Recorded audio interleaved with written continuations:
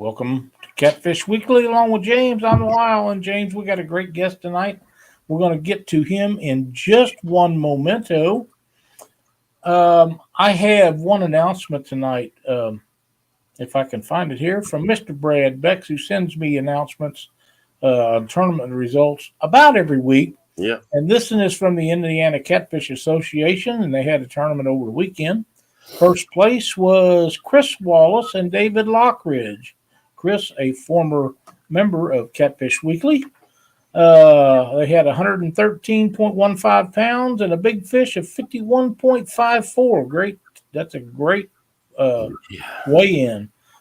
Second place, Jimmy and Christina Leroux, 58.86 pounds. Third place, Corey Peterson, Jeff Mitchner, 49.38 pounds. Fourth place, James Holcomb, Kevin Childreth, Justin Arthur, 48.59 pounds. And fifth place, Bruce Happ with 39.35 pounds. Great turnout, fellas. Yeah. Glad you all had everything going great. And that's what we're trying to do in these tournaments, man. It's good to see Chris Wallace at the top of the page.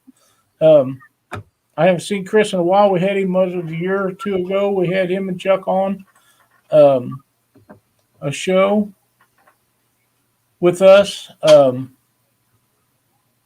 as kind of a reunion thing. We tried to get Paul Ragsdale on, and then something wouldn't allow him to do it. But it was a lot of fun having them guys on. And I think Doc was in there with us. And, we'll wait a little bit. We'll probably try to do that again if them guys are still interested in doing it. I really brought back a lot of great memories for me, and I hope some for them guys. I'm sure. We got a bunch of people in chat tonight, James. Yep. Oh, Mr. Avid was in here. Pontoon Jody, Pork Chop, William Warner, Mo Creek, V3 Custom Van, Mike Sampson. See, I knew there was a Mike Sampson and there's a Mike Simpson. Oh. There's Mike Irvin in the house with us. Who else we got on down here? Jason Lamb. Oh, there's Kevin Baker and Fins and Finds and Parker Pursuits and Catfish Kyle, Fishing and Freedom, one of my favorite names of all in chat. Catfish and Curtis, Dale Hayslip, Green Machine Outdoors, Ray Smith, my buddy Mark with Catfish and Crappie, who will be on right after us, so be sure to stick around and tune in for that. We have Lance, the Hawaiian fisherman, fishing with Steve Mosley. Yeah, Has Life. Welcome to the chat, Has. Evan. There's Josh, the weekend angler. Yep. See Silver Fox Fishing, Sandy. Yep. Pontoon Jody Catfishing. That's Avid's new co-host. And welcome, Jody. We're glad to have you in here. Circle Hook Productions. Elizabeth Kirkpatrick Thomas. There's a Terry Pete Fish 2. I think I said that right. If I didn't, I apologize. There is a gentleman in chat tonight that I believe is Kayak Mike's friend. I assume that would be the case. He highly recommended that we have him on the show. His name is Ryan Bortz, a former guy that we had on our show. So, Ryan, we're glad to have you in chat tonight. There is Maurice Kaysen. Yep. Always glad to see him. Frank from Twisted Fish said, I was just taking a look at the Blackhorse page and seeing that Rod Lyle built Ron Workman, and that brought back some memories. Ron was a good fella. Yes, he was. He was a great friend of mine. Yeah, he sure was. Wampus Cat Outdoors. I'm always glad to see him in there. And George Ray. He said he's going to try to stay in tonight. He's at work, though, guys. So throw out a few prayers for that old boy. Hopefully they don't run their tails off. Well, he's kind of like a lot of the others that we have, James, that's either watches a show or are part of our community. That special people, on the front line. That's exactly right. We have a lot of police officers from one denomination or the other, a lot of firefighters that watch the shows, and EMTs such as himself nurses, doctors, and things like that. And man, they mean so much to all of us. Well, while we out here on social media, the kids, there's a new drug around, Lyle, and it's killing people. And Mike, keep a watch out if you hear any kids talking about something with their buddies. It's called Green Monster. Call the police right then. It is killing.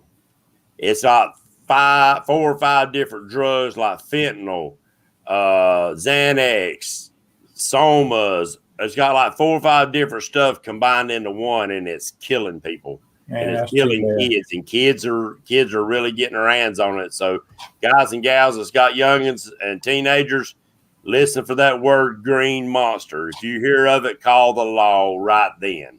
Absolutely. Yeah, we don't need anybody in there. Get hooked on D fishing. There's Miss D. Welcome, D. John Patrick Jr.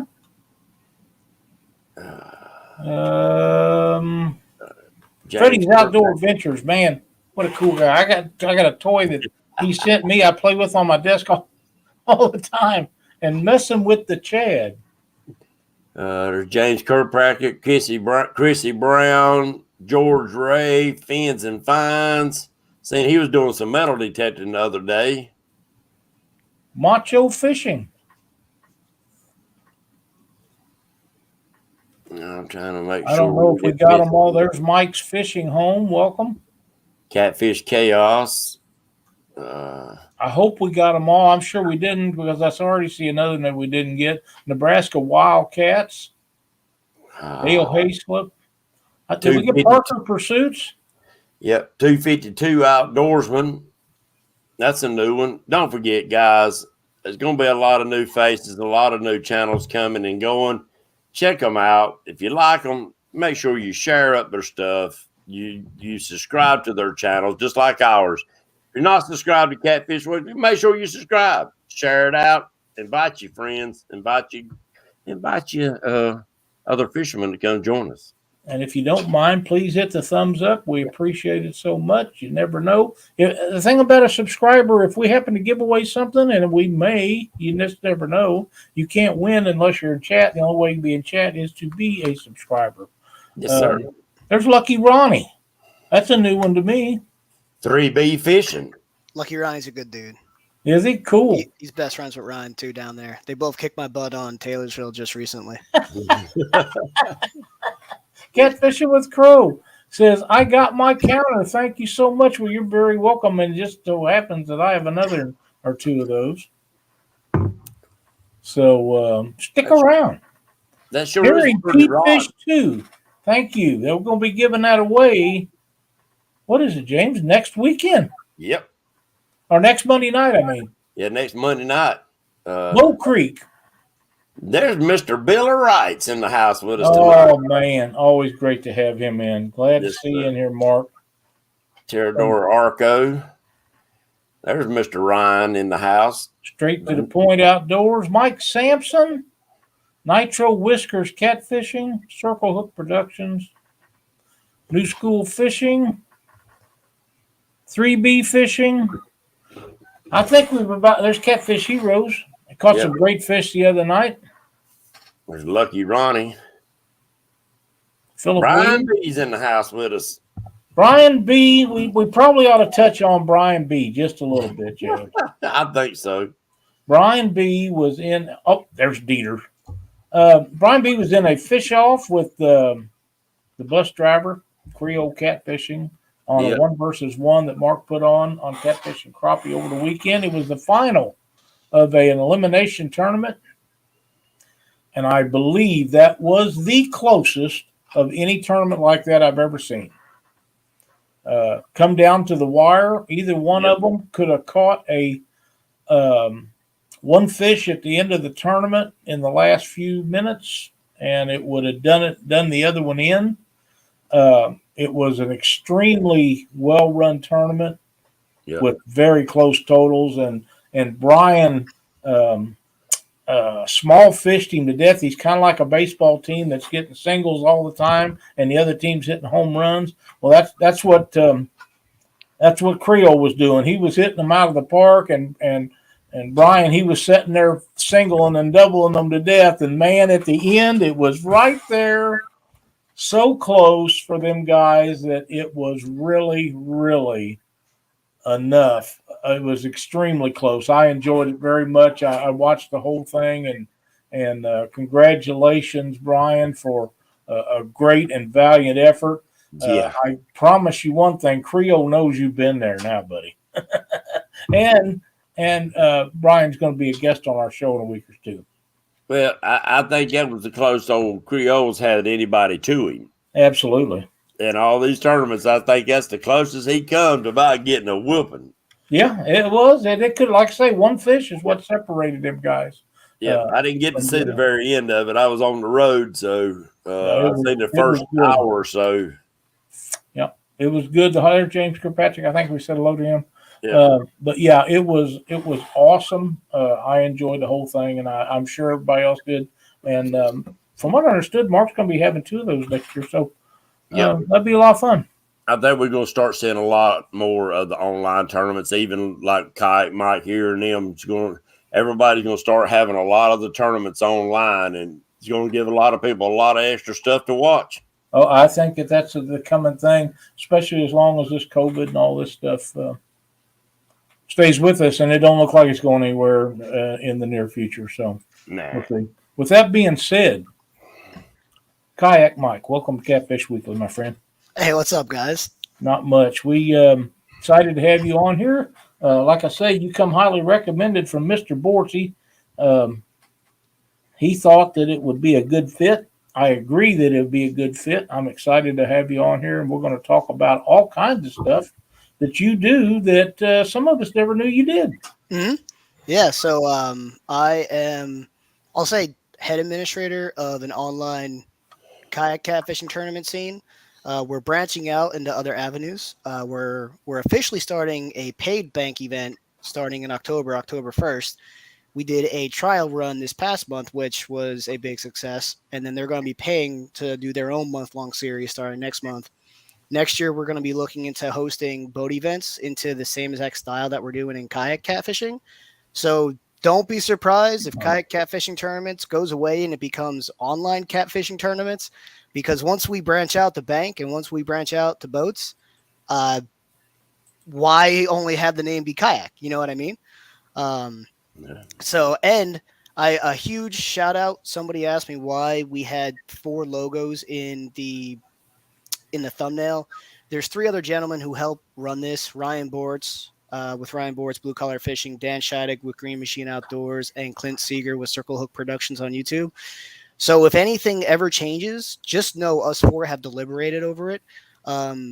There's very few things that I have ever just changed on my own in the administration of the tournament scene.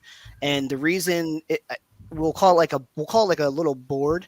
The reason this board is so important: you got Dan over on the James River, you got me on the Ohio River, you have Ryan Bortz on Taylorsville Lake, and you have Clint Seeger fishing the Houston River, or I believe the Houston River. So you have 4 perspectives across the country in 4 completely different water systems that are constantly competing against each other, that are also inputting their ideas to try and get the best possible product out to the anglers. And, you know, we listen, we change when we feel a change is necessary. We try really hard not to dig our heels into the ground and just stick with one format constantly. Like, you have to evolve, you have to change. Not every body of water is built the same. And that's probably our biggest struggle with the online catfishing tournaments that are national, is finding that sweet spot that is fair for everybody. So like a month-long tournament, for instance, you know, Dan Chad is out in the James, amazing fisherman. Like, don't get me wrong, amazing fisherman. But we also have to realize biology is biology. You got the James, you got the Ohio. They're not the same. You know what I mean? So we are constantly fiddling around with formats to let people across the country compete against each other. But the beauty about these online catfishing tournaments, for instance, we had a series on Cowan Lake, or Cowan Lake. I apologize, locals. We had a series on Cowan Lake. We currently have a series on the Scioto River in Ohio. And that's been getting 10 plus anglers in it every single month. And that's the whole Scioto River. Literally, essentially from the very top of it to the very bottom of it, you can fish it from bank or kayak. And we can do events nationally. We could do events locally. We could do in-person events. We could do a traveling series. The beauty about having an online event is you can do anything anywhere, and you can make up any rules you want. You're not stuck to a limit. So great example, the Rising Sun tournament, awesome tournament, but you cannot have more than one blue over 34 inches or 35. They might have changed. I forget what the IDNR rules are now. You can't have more than 135-inch blue, more than 135-inch flathead, more than 129-inch channel cat. So at the weigh-ins, you might not have the biggest score there. You might just have the biggest score for what they're allowed to have in their live well. Well, the beauty about the online tournaments, the best fisherman won. The 5 biggest fish are on your leaderboard no matter what, unless we make the rules 3 over 25 inches, 325 inches, etc., just like they do. If we are, a lot of times what I try and do and what we try and do is we'll try and have a kayak division alongside of a boat kayak, not a kayak, a boat catfishing tournament, just because it's a bigger crowd and we're all fishing the same species, so why not? So like, let's say they do have a sort of like a limitation. We'll mock their limitation. Also, I mean, kind of bragging rights.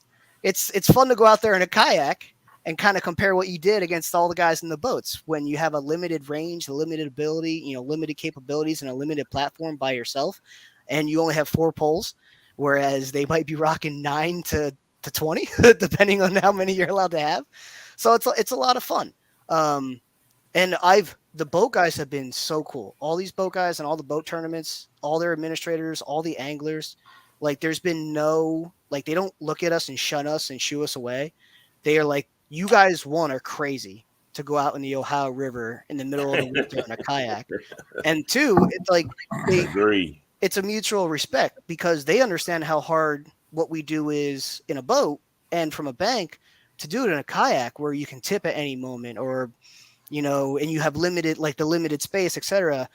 There's advantages to a kayak for sure, but there's also a lot of disadvantages. So the community aspect has been, in my opinion, the coolest part about all these competitions, which is why I'm extremely excited to hopefully start branching off into more local events, maybe a couple more national events if we can, maybe a traveling series, and break it up to boats too. Because the Scioto River guys, I don't know if you guys are on the Scioto River fishing reports page. That's a tongue twister. Say that 10 times fast.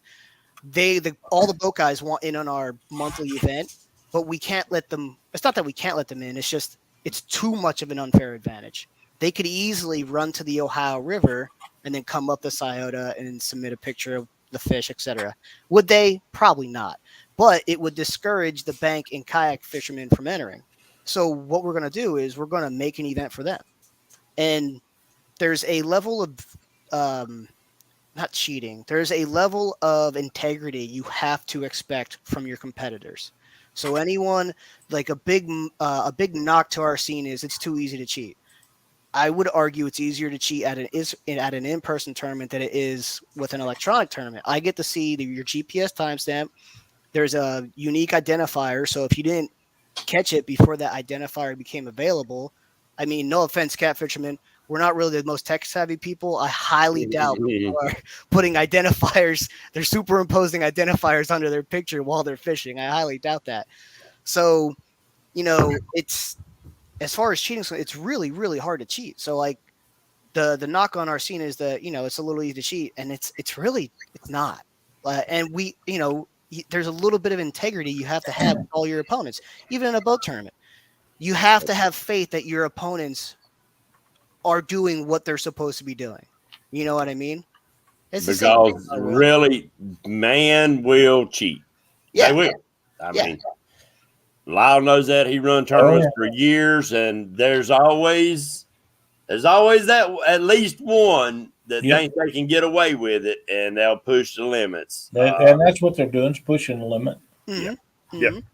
You got the rules, and then you also got the spirit of the rules. That's right. There you go. I have a couple of things that we need to get to, but while it's fresh in my mind, because Mike, if I don't do it, I'll forget about it. Absolutely. We have messing with the Chad in chat tonight. What's up, and brother? Fishing with the Chad. That's kind of a new one on me. Kevin with Palmetto Cats is in there. Michael Murillo, Jason Lamb, Carl Wells, somebody else. Who was it? I think we said Abbott. David Funk's in there. We haven't said hello to David. Sean Abney. Palmetto. Catfishing Chaos. Oh, we're glad you guys all made it in here to visit with Mike tonight. So if you have any questions, please get them ready. I'm sure he'll be able to answer them questions at the end of the show before we get out of here. I would like to extend a heartfelt thing to Katie Dockery. Not only does she have to deal with James all the time, she put a hook in her finger today, way up past the barb.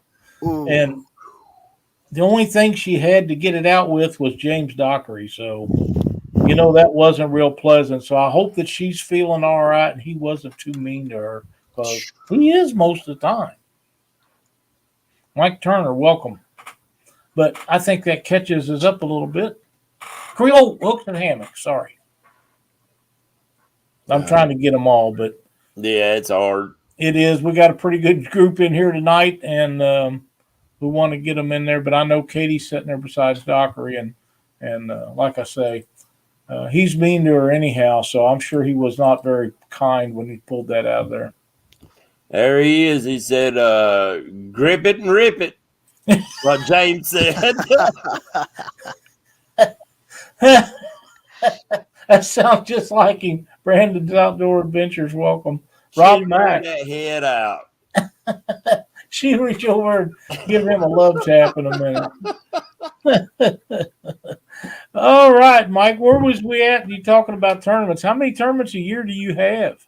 Well, so minimum, I'm administering minimum 5 a month as an administrator. I'm competing in at minimum 4 to 5 a month personally.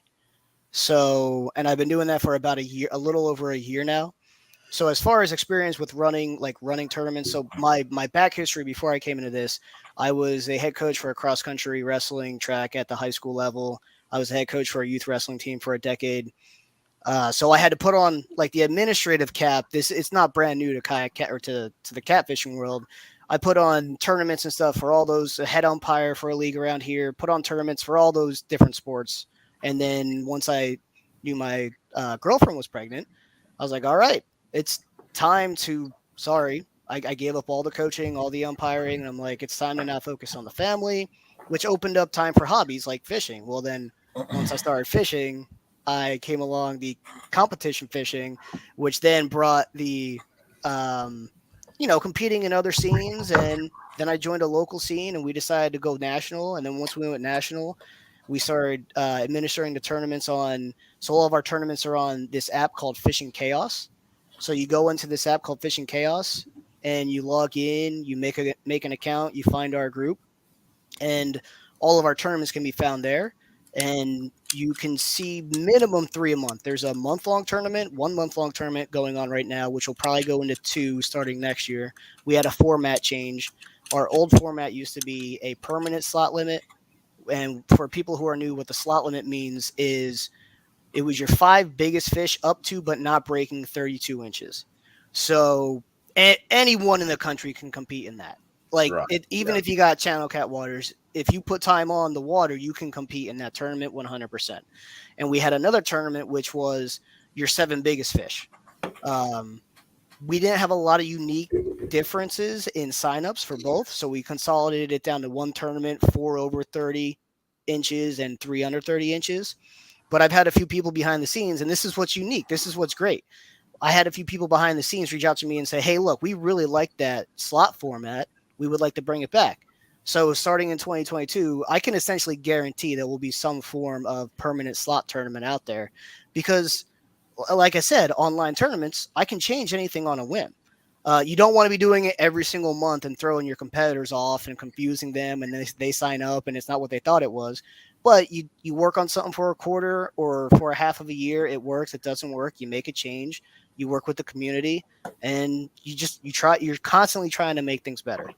I don't think anyone has figured out that perfect tournament style yet, but I personally think the perfect tournament style is going to be 5 closest but not breaking 30 inches for 2 reasons. One, I think 30 inches is even more competitive because the shorter you make it, the more competitive it's going to be because everyone has access to those fish. And 2, I'm currently working with Muskie Bumper to get a kayak catfishing tournament board produced, and they cut their boards at 30 inches. So how perfect would it be to have our own logo on a bump board that is cut at our slot limit, that'd be kind of neat, I think.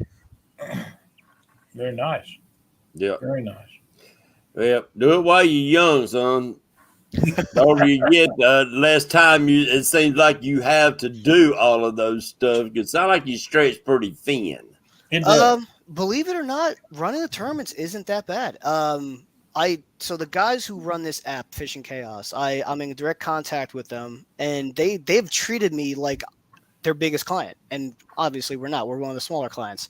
But they're so cool, and all their servers are US based. They work if I have a request, they can go in and do it individually on that one tournament. They don't have to go and call a server that's over in another country and wait for it to be fixed.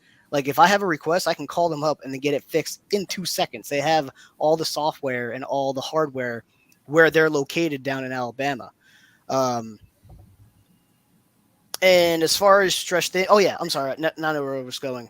I'm actually reaching out to people to put on more events because I have it locked down and I have it figured out so easily that not everyone's tech savvy, but people want to compete. So if we have 5 people in the chat right now who fish on a like body water and they want to compete this weekend, seriously, as soon as this weekend, I can go and create an event for them and they can do all the registration. The only thing I ask for is branding. Just let me throw my brand on it. I don't charge any kind of administration fees. It's not a holier than thou thing. That's not it. People who charge administration fees for tournaments, more power to you. You earned it because I know how much time and effort goes into it. It's just something I don't choose to do. What I do though is $1 from every entry fee goes to Kayak Catfishing Tournament's Catfish King. So if you do host an event that isn't something that I or any of my friends are partaking in, $1 from every single one of their entries will go to my personal pot, which I guess you could say is an administration fee, but it's still supporting the scene. It's not going into my pocket directly. You know what I mean? But again, whenever I say that, administrators from other tournament scenes get really mad at me because they think that I think they should be charging no fees. That's not what I'm saying. That's just what I personally choose to do. Dieter, you got me. You know you did. Yeah. Freddie's Outdoors said he compete in the kayak thing with his canoe. Yes, canoes are legal. The name is Kayak Catfishing Tournament, but if your vessel is labeled a kayak or canoe out of the box, then you can compete in it. Yes, and then just hit me up on Facebook for more rules. There's a 4-rod limit no matter what state you're in, and obviously if you're inland Ohio, we're not telling you're allowed to use 4 rods. You still have to use 2. But we increased the hook limit. You're allowed 2 hooks per rod in our tournament scene, up to 4 rods if your state allows it. Canoes are legal. Kayaks and canoes are legal. We allow gas motors. If you can float, you can use it. We're going to be putting a limit on the gas motor where they can only go out 2 or 3 horsepower, because it was brought to my attention by one of my good friends that he had the ability to throw a 7 or 10 horsepower motor on a canoe. And I was like, all right, we can't do that. I'm like, you guys, I'm not a purist by any means when it comes to the kayaking world. Some guys are like, if you're not paddling, you're not kayaking. Nah, I'm in the, if you can float, have fun doing it. But I also can't have a canoe going 15, 20 miles an hour and a kayak topping out at 4 miles an hour. You know what I mean?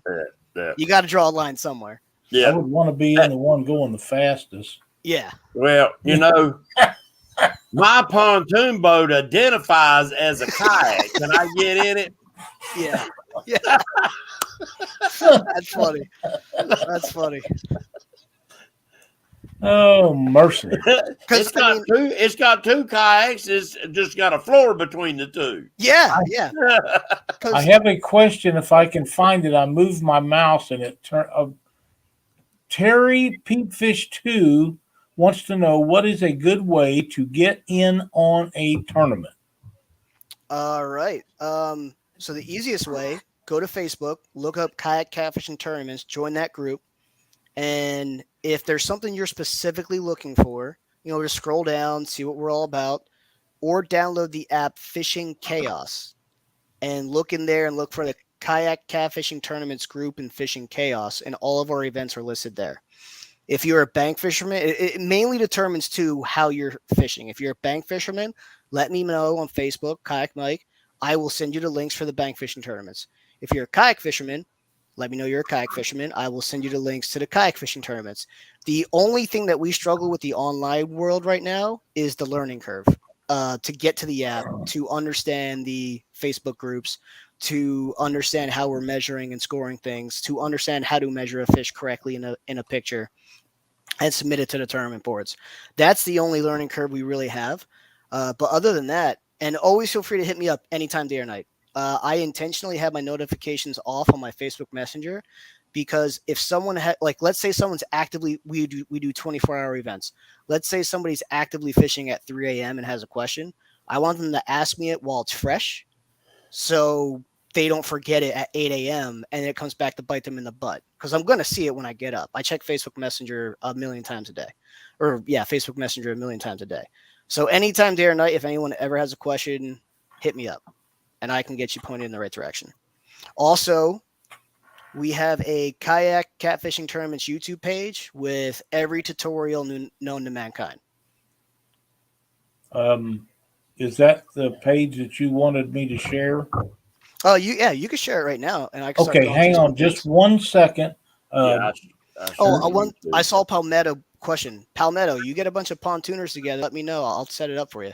There you go. That was one of them. I want to say hello to 3+1 Outdoors and to Jeremy's Tournament Cats and Trophy Seeker Outdoors, Realville Catfishing. These guys are important to us. We want to give them a shout out when we see them. And Tall Betty is in the house. Couple crosses. The Bullock Experience. Did I miss any, James? Brandon was in there a minute ago. Oh, Brandon. Yep. Brandon and Betty have been underneath the weather with the COVID. They're both doing better now. We are so glad for that. And I would like to say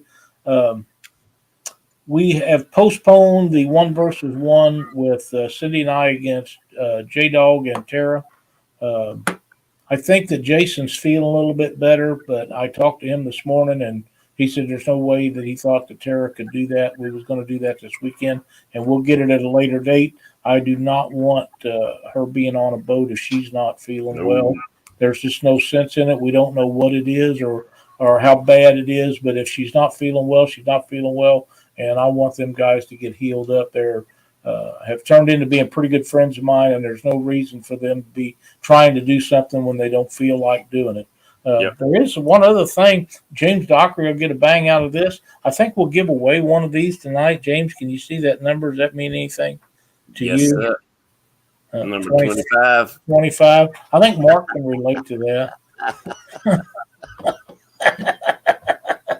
I think you said they all come in with that number in there, didn't they? Well, they all set at that number now. Yeah, there you go.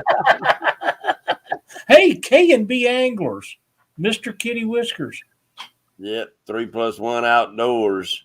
Glad to see all them guys in here. That's awesome. I had to mute myself while you were saying that earlier. I started laughing really hard. Parker Pursuit said, if I throw Chad in the water and put a motor on him, can I use him as a kayak? I would say that's motorboating. That's really funny. Oh, no, he didn't have to go to the motorboat part of it.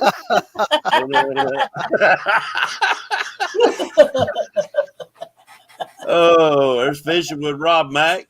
Oh, man. Oh. Well, tell me something. What is your favorite encounter that you have had while on the catfish? I mean, out there on your kayak catfishing. My favorite encounter. Believe it or not, so I'm kind of wired a little backwards than most kayak catfishermen. They hate boat traffic, they hate pleasure boaters and all that for the most part. I'm kind of the opposite. Like when I see boaters come up to me, most of the time it's because they're checking out what we're doing because they're like, who is this madman on a 12-foot by 40-inch boat out here in the middle of the Ohio River? Yeah. So like I can't tell you how many people have come up to me just to see what's going on, and we've had like great conversations. My best experience would be, oh, this is tough. Anytime I catch a fish, especially a big fish in front of a $80,000 boat, that's a really good experience. That's just a competitor and the trash talker in me. Yeah. Because I'll eventually be in one of those boats, and I'm sure there'll be a 12-foot kayak going by me when I'm getting skunked and he's ripping things out, and I'm be like, "You son of a!" That's I right. used to do it to the bass fishermen down at South Point Boat Landing because there's always some pig bass laying around there. That'd be weighing in these 1 and 2 pound fish, and I'd go out there and make a couple throws, grab a 3 and a 4 and an 8, and laugh at them and go back to the house while they was weighing in 1 and 2 pounders, and just laugh at them and keep on rolling off the bait. Absolutely, Catfish Chaos. Thank you so much for the donation. We appreciate it. I need one of those counters. Oh, needs one of those counters from Manitoba next year. I'm gonna tell you, if I was able, I would love to do some kayak catfishing like that. But I can't sit in them, not for long periods of time, not hardly any period of time. But I'm like, Lyle, I'm too old and decrepit. I don't know if I can make a daggum 200-yard swim back to the bank. I know I can't. Yeah. I could backpedal, float across through there, but that'd be it. I'd probably be run over by one of those $80,000 boats we were talking about while I was out there. I gotta tell you though, the last week or whenever it was that Stan caught that big sturgeon after the fight, he was swimming in the water. Stan's a big guy. I don't think I can swim like that. I mean, I was impressed. What, he had to cool down? He jumped in the water to cool down? Yeah, he got pretty hot out there, and it took 3 of them. They switching off and on catching that thing. So that thing was a monster. 200-pound fish is a giant. I mean, it just is. Yeah, I mean, truthfully, Lyle, besides wade fishing, to me, kayak fishing has to be one of the most stealthiest ways to catfish. Absolutely, and I have several guys. A buddy of mine, Keith, that I used to fish with on Missouri River years and years ago. Yeah. He liked to pull up to brush piles and log jams and drop live gills right down inside it. Mm-hmm. And sometimes you get them out, and sometimes you wouldn't. But that was hand-to-hand combat's what we called it. Yep. Kayaks got to be the greatest way to do that there is. It's so much fun. It's so much fun. And my thing with, and that they're mainly targeting flatheads when we do that. Right. My thing is the flathead knows we're there. It's a matter of, are they going to bite or not? But the great thing about the kayak is you're not casting a giant shadow. You're essentially just like another log that hit the brush pile. Yep. You know what I mean? And you could be fishing in 3 foot of water. You could be fishing in 15 foot of water. But when that fish, the coolest thing about when you're kayak catfishing, when that fish hits, you feel it. You feel the vibration. So when you're any other type of fishing there is, you don't necessarily feel the vibration. But especially a big flathead, when they thump, when they just come up and just thump it and suck it in their mouths, you just feel the whole kayak do this. And you look over and you see a rod just going down. And it's the coolest feeling in the world because you're not going to tip. But the feeling of something pulling you over is so exhilarating. And so you're fighting so many more things than just a fish. You're fighting the current. You're fighting not tangling your 3 other poles, which happens all the time. Every kayak fisherman is with me on this. That is the word. None of us show it on video because there's too much swearing involved. But the worst thing with kayak fishing is the line tangles because they happen all the time. But when you're suspending 4 baits, the max you can get is 20 foot apart. A 5-pound channel cat can tie 2 of those lines up in no time. You know what I mean? So, the stealth factor is so great. I truly think we have a slight advantage when flathead catfishing on almost any body of water, not just like those back creeks and stuff. I think they're more difficult. So it sounds like you mainly suspend fish. You don't usually drag your bait, do any dragging or anything with your baits. I'm actually the opposite. I am almost always drag. Well, it's a big lie. It's really what's going on. I can do anything a boat can does.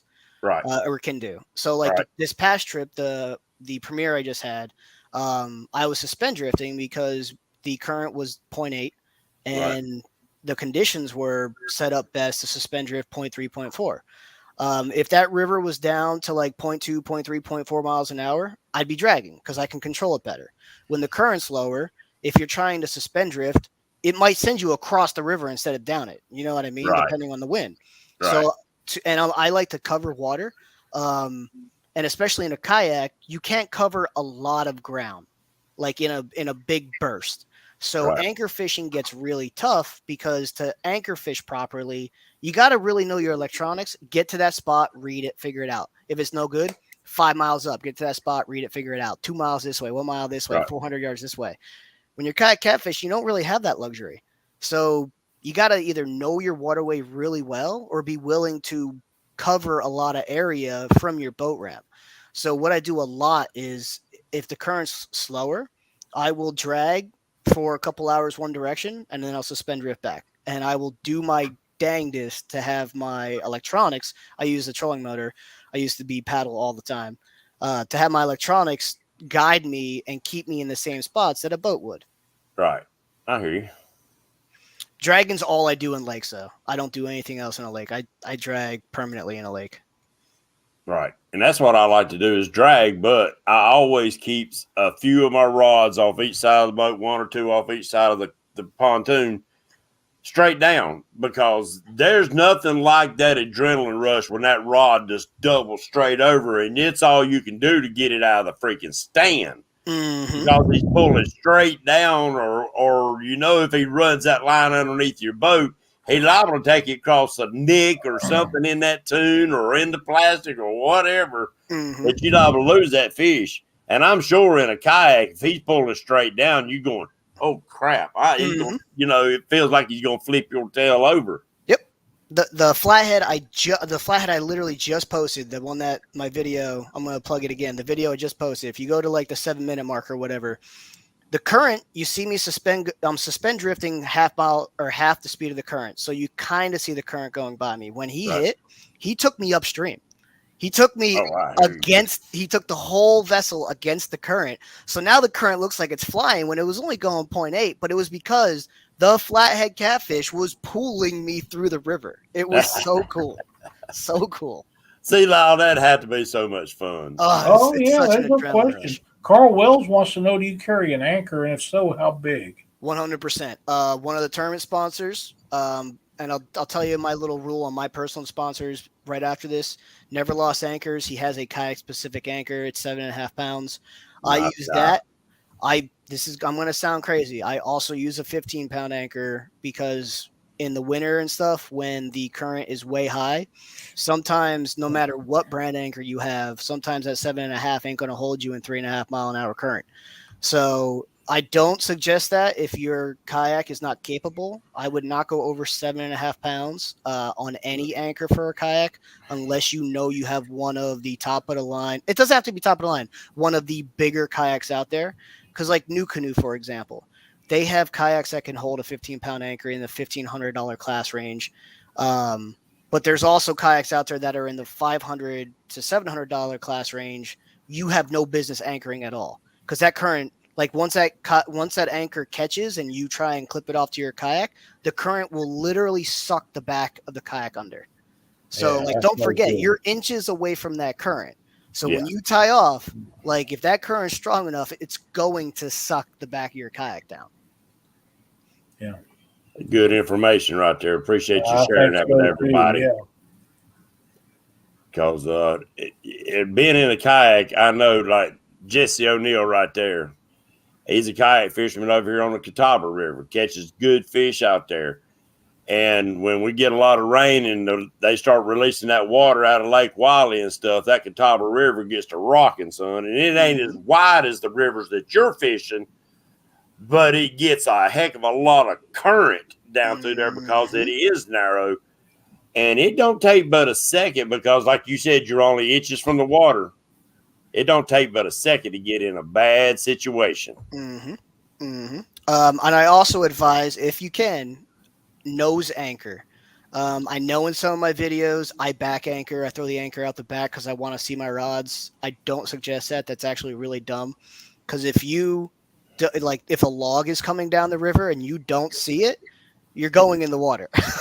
So at least if you see it coming, you could prepare. You might not be able to get out of the way, but at least you could prepare. You can cut your daggum anchor rope in time. Well, yes. So that's another thing. Figure out, there's a million videos out there. Figure out a way to be able to unclip in a second.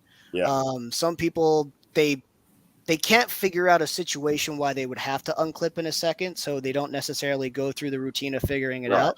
But you also never expect to be in a house fire, but you do fire drills. You know what I mean? Michael Murillo, don't mean to interrupt you. Michael Murillo, that was funny as crap. That was funny. That was funny. He said that Creole could catch fish with could win a tournament with a PETA shirt on. I'm thinking you're right about that. Didn't mean to interrupt you there, man. Sorry. No, you're good. Fun. Yeah, keeping a knife handy is really important, or knowing to have a way to unclip. Like mine, in a half a second, I can unclip my kayak and be completely off my anchor. Yeah. I recommend in boats that people keep a knife in the front and the back, and everybody in the boat know where they are at, because if you throw an anchor and you're standing up in a boat and that rope gets tangled around your foot, you're going in. And if somebody sees what's going on, they can cut the rope and you can get back up the top of water. If they don't, it's, well, you know. Well, that's just like, he was talking about trees coming down a river. Trees ain't even good for a boat. No. And you get that big old, like Wompus Cat was on that 24-foot pontoon, Lyle, that was way up the river.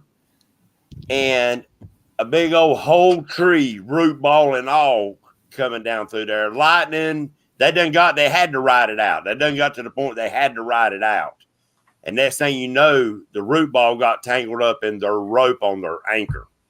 Yeah. It was pulling the front of their pontoon boat underwater. Before they was able to get to that anchor rope and actually cut it. And they rode all the way down the river with that big tree attached to their pontoon boat. Ooh, that stinks. Yeah. So you're right. Take all precautions, guys. That's right. Do not leave nothing unchecked, because as soon as you do, it's going to grab you. Yep. Kayak too. Life vest always in a kayak. I can't stress that enough. In a boat, wear it when it's important. I get it. I don't wear my life jacket all the time in a boat. I probably should. I don't. But in a kayak, so our rules say if you get caught competing in any of our events without a vest on, all your fish get disqualified. We can't have that on our hands. Great policy. I'm not big on wearing them, and that's just me because I'm set in my ways, as some of us older gentlemen are, not just gentlemen, people, but you feel you get in a comfort zone in your boat or whatever, and you don't think that anything could happen to you, but it can. But I think, especially in a kayak, canoe, anything like that, I think you should. I think that should be in a rule in a tournament for sure. Oh yeah, mandatory. I really do, and I think that it's something that these big boat tournaments guys need to take a look at. Really do. I agree. I don't wear one on the pontoon simply because it's a floating platform, but at the same time, they can flip. And at the same, my little slow boat ain't gonna flip. Ain't enough momentum to flip that little son of a gun. I understand. But that don't stop some other idiot running down the water at 100 miles an hour and run right through the middle of your boat. That's right. That's At exactly least they'll find the body floating. Yeah. You know. I agree. Hooks and Hammett, time for bed. Great show tonight. Thank you, my friend. Good night, Hooks. Oh, so you are expanding this tournament trail. You're getting it on. It sounds like you put a lot of thought into it. It's got to be. There you go. There we go. You've got to love it in order to do what you're doing. What's kind of drove you to get into doing this? God, it's the same answer everyone gives. I saw a kayak catfish video and I watched it once. A Justin Johnson video, I watched it once. At the time, I was bank only. The idea of a kayak didn't even exist in my brain. It was you either were a bank fisherman or you were a boat fisherman. I didn't even know anything in between existed. And then, competitive nature, I want to learn. So I go on YouTube. I start looking up how to catfish, etc. Because I was new to the trophy catfishing world. His video popped up, and I'm like, oh, I can do that. I can afford a kayak. Let's go do that. So I got into that, and then I saw he competed in a tournament. I'm like, I got to figure out where he's competing because he said anyone can join these. I would love to fish against the dude on YouTube. And it spiraled. It literally just all spiraled from there. Next thing you know, I'm in the same tournament scene he is, and then I get thrown into a local scene, and then I'm helping them out with running their tournament. And then so many people around us. So my first regional scene I joined, it's called Kayak and Cats. It's Ohio, Indiana, and Kentucky only. Right. And there were a lot of people who wanted to compete with us, but we were like, we can't expand this regional scene because then it would no longer be regional at that point. So we just told everyone, like, look, we'll go national. So we went national, and then we started having our national tournaments, etc. And what you can see here is this is our Kayak Catfishing Tournaments YouTube page. So if you're interested in learning, even if you don't want to compete with kayak catfishing or catfishing in general, this YouTube page will show you how to do everything on the app. So what I would suggest new guys going down here is this tournament system how-tos. Right. So go to our page, subscribe. Let's grow this. If this somehow ever becomes monetized, 100% of the money will go back into the angler pots. So we're only 950 subscribers away. I mean, we'll get there. Oh, yeah. A month or so. So everybody check it out. You might be able to grab about 91 tonight if everybody will go on there and hit that subscribe button for you. Yeah. And then in here, if you go to the playlist here, the tournament system how-tos, everything is in order on this right-hand side. How to find a tournament on the app, how to register for a tournament on the app, how to submit a fish once you're in a tournament, how to challenge a fish. So in our tournament system, which luckily doesn't happen a lot in our scene, let's say you think there's something wrong with the picture of something a competitor submitted, you can click on it and hit challenge, and then that challenge comes to me, and then I can go review your challenge and accept or deny your challenge. Another great thing about this app, it has a catch log. So it has a free catch log. So I know a lot of people have fish catching apps where they log all their fish, etc. Yeah. If you're not competing, you can use this simply as a fish catch log, and it keeps track of where you caught your fish, when you caught your fish. You can put notes on how you caught your fish, moon phases, all that fun stuff. It keeps track of your stats. And then I also have a video out there on how to actually measure a fish. So in our world, there's a handful of criteria that you have to hit because, in a boat tournament, what's the criteria everybody has to hit? Well, they all weigh in the same exact platform. So you hit tar, it goes back to 0. Yeah. You're in the same bin, so everyone weighs the same. Well, in our tournament scene, all the fish have to be on the right-hand side. The left eye has to be visible. You have to see the identifier. I have to see the entire board, and it has to be legible. That's essentially all you have to do. Are you restricted to the type of board that you use? Because some people's measurements are a little off than other people's measurements. That is a great point. And let me this is the company we're working with right here, is Muskie Bumper. So pretty soon you're going to be seeing on this company right here, Muskie Bumper, you'll be seeing this measuring board. It's going to soonly be our only official board that we allow. Right now we allow 3 different kind: Rapala, Catch, and Muskie Bumper. but they're going to be throwing our logo on their boards in the future. And once that happens, our deal with them was they'll be our official board and we'll only allow this one. But yeah, you'll see here. I don't know if I could zoom in. Can I zoom in? I can't really zoom in. Darn. Well, there's something that's missing on that board I'd have to have on my board if I was on a kayak, and that would be a Velcro strap to go around that son of a gun so he don't try to jump in my lap or flip me out of the boat. Or because old big wily cat, if you get him up pretty quick, he's pretty green. I'm sure he's a handful on a kayak. Yeah, like I'm going to plug my last video again. I lost a fish in my last video. I go to measure it, and it flipped off the boat. And I was just like, oh, you got to be kidding me. But that's the beauty about the musky bumper. So we used to not have only musky bumper as legal board because there was no cheap option. Like not everybody wants to go spend $95 to be able to compete in tournaments. So, but they have stickers now. So you can DIY your own board, and so this $20 option right here. You could DIY your own board, your own wood platform or PVC platform, whatever platform you want. You could put straps on there as long as it doesn't negatively impact the fish's, exterior. Like, go ahead, put some straps on. You can anything you want for $20, which is, I mean, that's a steal. It's hard to beat $20 for a bump board. So that sticker's actually got their logo and everything on there, so you will know that that's where that come from. Yep. They have their logo. All the measurements are the same. The only thing you would have to do if you DIY'd your own, you would have to prove to me that it's a 90-degree angle here. Because, if you think about it, if the fence is like this, they're going to get more distance. Yeah. And we require people to submit multiple pictures and video evidence to myself with like other rulers next to it. So we know that they lined up their first inch correctly. So if their first inch is lined up correctly, obviously the rest are, because it's uniform. It's all coming off the same printing press. It never changes. Gotcha. And for the bank fisherman, down here is perfect. If you don't want to DIY, and if you don't need a giant, beautiful board like these ones, the Bump and Go is $55. It's a 60-inch board. It's a little thinner, but it's the best thing out there for measuring catfish right now. Even if you weren't competing, if you just wanted a better way to measure fish in your boat, buy the sticker and slap that sticker on your live well. You know, now you got a free a certified 60-inch sticker.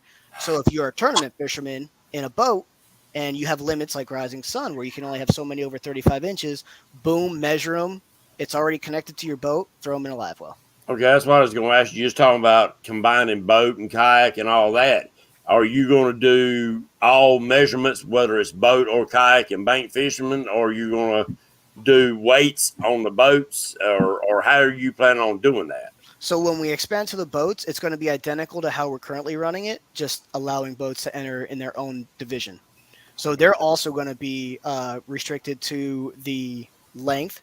And the argument against that is obviously no 240-inch fish weigh the same. I get it.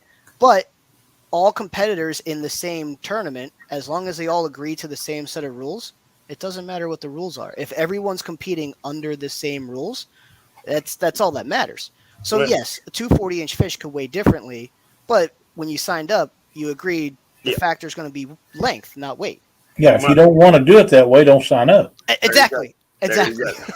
Now, you know what, Lyle? That's going to change a lot of stuff because somebody could come in with say a 50-pound blue, but I could come in with a 30-pound flathead that will be a longer fish than that big blue. Well, not always, but a lot of areas in different waters, like Wheeler Lake, fish are longer and not as big around as a rule, unless it's right before feed up time or something. Right. You get on the Mississippi River, they're bigger around and not as long. Right. So that trues it. The only thing that I can say that I would object to of what you guys are doing is the way you measure the fish. Catfish should be measured with their belly down, their nose against the bunk board. And the reason I say that is nearly every state that I am familiar with that has any type of slot limit or anything, it's required to measure them that way. And I wouldn't change anything that a state is recommended to do for a tournament situation. Does that make sense? So that makes great sense. And I actually did not know that tournaments require the measurement on the belly. So I'll explain on catfish only now. That makes sense. I'll explain why we do the right side, but we do the belly on flatheads. We encourage everyone to measure flatheads on their belly because they are wider than they are tall. So if you try and measure a 40-inch flathead on his side, well, one, you'll never get the eye in the picture because he's just going to constantly flip to his back. Correct. Two, I think it causes too much stress on a flathead to be on his side. Channel cats, blue cats, they flip onto their sides all the time. So roll over. Yeah, Spin. they just keep rolling. So having them on their side isn't too harmful. And a flathead, their tails are so long or so wide, it's easy to fan their tails out. So we always get a good, accurate measurement on them. Mm-hmm. Right. The only issue we ran into with channel and blues is when they're measured on their belly. A lot of times, anglers, not a lot of times, but rarely, an angler, he'll angle his camera. So when that fish's tail is up, it angles so it looks like it's longer than it actually is. Yeah. So the reason we have blues and channels mandatory to measure on their side, if they're laying on their side, it's pretty dang evident where the end of their tail is on the board. Right. Whereas if they're up, especially, I mean, Dan Shadow just caught a 51-inch monster. So he would have had, like, if he had it on its belly and that tail, how tall that tail was, and a blue and channel's tail is typically a little stiffer than a flathead. I mean, he would have had to like stand way up to make sure that angle, because we have to be straight down because it's a picture. Mm-hmm. Since it's a picture, you got to get as straight down as humanly possible on that fish. I don't see me getting in a kayak, but if I did, I'm really sure you're not going to see me stand up. yeah, exactly. I'm with you, Lyle. But that's actually I didn't. That's actually a great point. And I did not know that. That is a great point. Yeah, it's something to consider because almost of all the states that I know of that have slot limits where you have to measure fish, all of them that I'm aware of, and I've dealt with most of them over the years, want the fish laid down on their belly and measured that way. Something to check into, but I would never tell you how to do a kayak tournament simply because I don't do kayak tournaments. Now, when they measure it out, do they just let it lay natural, or do they like flatten the tail out to see how far it goes? They just squeeze them, just like you do a bass. Yeah. Okay. Yeah. And we just wipe them across there, and if it goes across the length, then it's an over or one's in the slot or whatever. Would really they should have set the standard that you measured to the V of the inside the V of the tail, as far as your channels and your blues. Because that's going to be pretty much standard. Because you get them right after spawn, half the cotton picking tail is going to be rubbed off anyway. So you're going to lose a half inch. That's for sure. And the V you could actually just kind of pull the tail over sideways a little bit, even with the fish on his belly, and then you wouldn't have to stand up real tall. You'd be able to hold your camera over it, and it would shoot right through the V of the tail.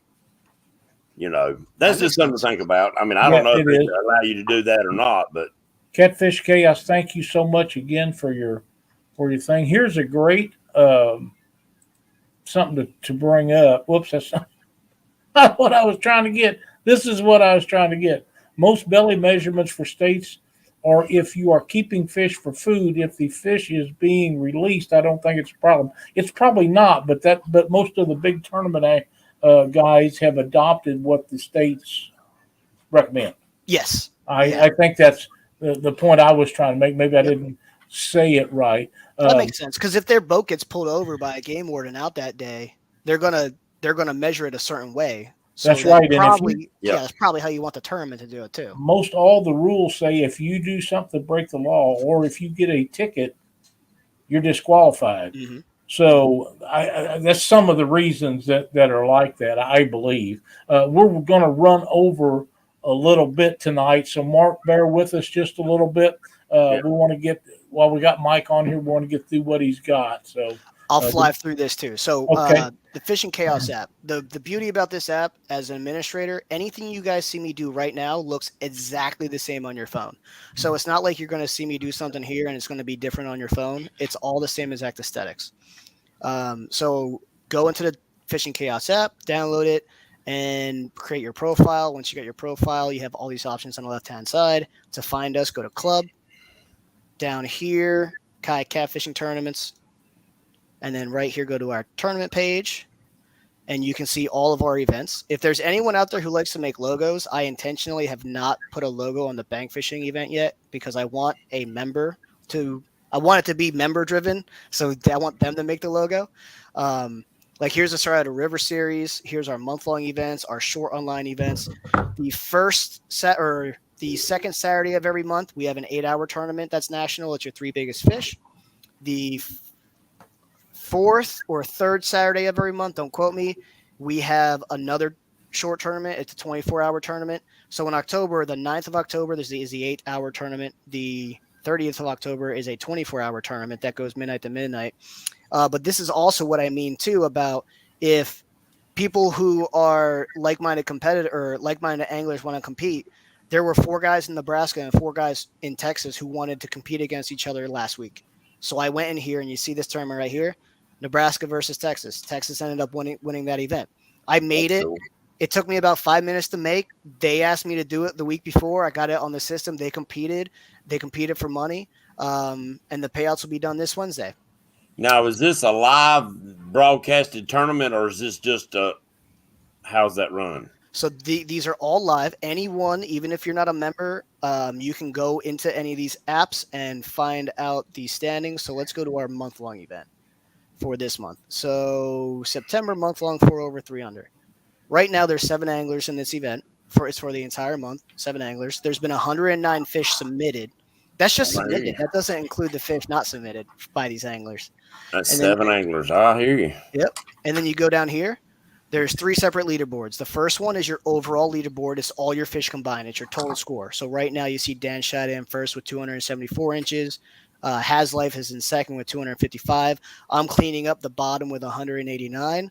And then if you go down, so our rules, it's 4 over and 3 under 30 inches. Well, if you want specific pictures, Dan's 4 over right now are 51 inches, 49 inches, 43.75 inches, and 42.25 inches. And I can go in. Dang. Here it is. I can, like, he has his identifier up here.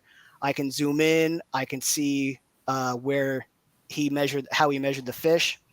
And for full transparency, I'm actually going to go to one of my fish so everyone can see how I actually measure or judge it. So here's what I see. And I do get the GPS timestamp of when you take your picture. That is our polygraph. That's our polygraph system. You know how all the big serious boat tournaments have a polygraph? Mm-hmm. Well, our polygraph is I see everything. Only me. There's no one else out there who sees it. The only thing that people get scared of in our scene is it's called cord sniping. An administrator sees where you catch a fish. He goes and sits in your honey hole, or he gives it to somebody else. I'm the only one who gets any of it. And I don't like driving more than an hour to fish, so you're safe. So here's a picture of a channel cat that I caught. I could zoom in if I want. Here is my ESIF data right here, timestamp and all that fun stuff. You move down. Oh boy, I gotta fix that. Oh well. This one right here, I guess I'm a cheater. This one right here is where you caught the fish. It looks like my GPS was slightly off. I'll tell you exactly where I caught this fish. I caught this fish right here. But as an administrator, so if someone submitted this fish to me, I would see this body of water and I'd be like, were you fishing on Cohen Lake? They would say yes, because GPSs sometimes are slightly off. They'll be near the body of water. They're not always perfect. Right. And then down here, I get to see the length you submitted it at, the day and time that you caught it. I can see all your parameters are met. I click approve. That fish gets approved. We go back to the tournament home. Now that fish turns green. We'll move down here into the fort. You see that it's green down here. Now it's approved. Now at the end of the tournament, I don't do that for every single fish. I will go judge every single fish, but I have a one-stop shop where I can hit set all as complete, and every single fish gets marked as approved. And then, here's all your leaderboards. We got our sponsors at the bottom. So like Catfish Clothing, if you click on this, it goes right to the Catfish Clothing website. It's awesome. Very nice. Yep, there's all of our sponsors and or pro staff. I encourage any anglers, if you are a pro staff member of something that is a non-competitor of one of our current pro staffs or one of mine, I will put it up here happily. I want all the anglers to have all their guys out here. If you have a YouTube page you want out here, I'll link it. everything's about the anglers. Anything we could do to get the anglers more promotion, that's what we're here for. So, Lyle, I think you put a lot of thought into this, don't you? Yeah, I do too. It's very well done and thought out. Yes. Mike, is there a chance we could get you back on here and go over some more of this stuff at some point? Yes. anytime Okay. you guys want me. Okay, And because we're going to have to get out because of Mark doing a show tonight also. Yeah. But I don't think we went over near enough. No. I don't. We're doing a giveaway show next Monday night, and that might not take the entire show. But if you would like to join us next Monday night to recap some of this stuff and maybe go over what we didn't get this weekend, we'd love to have you.